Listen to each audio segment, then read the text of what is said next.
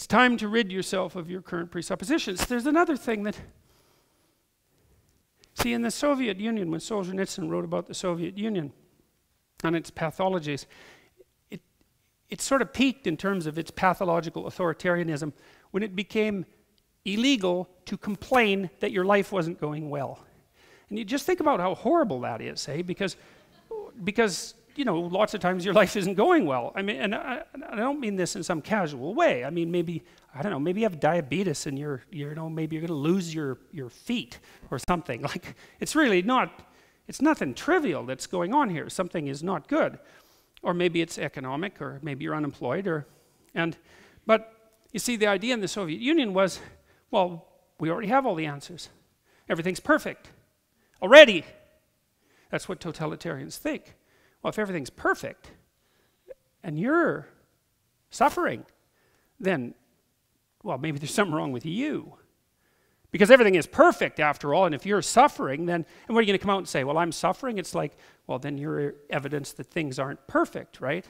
You're like a widow or an orphan in an Old Testament story, you know, when the kings got too high and mighty, then they wouldn't pay enough attention to the widows and the orphans, and then the prophet would come along and say, you know, those widows and orphans, they're a lot more important than you think they are, and if you don't pay attention to them properly, then things are going to fall apart around you in a way that you just can't even imagine.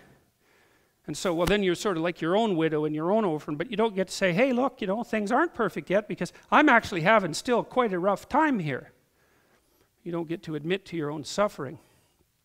If you can't admit to your own suffering, then you certainly, see, the suffering, especially the additional suffering, the excess suffering, should be treated as evidence that you're not doing something quite right yet.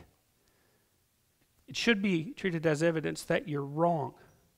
There's something important that you're doing that's wrong. I understand how harsh that is. And I'm not saying that everyone who's suffering is suffering because they're doing something in some simple way that's wrong. I was in an elevator once in a hospital. It was a very terrifying thing. And this person got on who was just in an absolute state of shock. You know, I mean, it was really not good. And I don't remember how this happened, but I engaged the person in conversation, and they just said that they had just been diagnosed with what looked to be terminal cancer.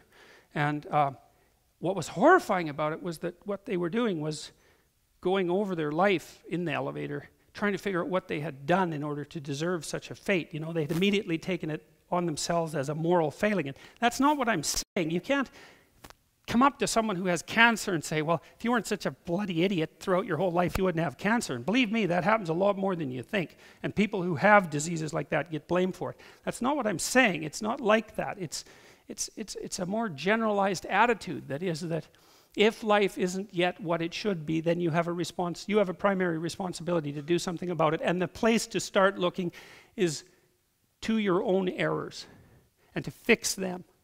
And that's a safe bet, man, because you're probably doing some things that you wouldn't have to be doing that if you fixed would make things better. So it's time to let go and to sacrifice who you are for who you could become.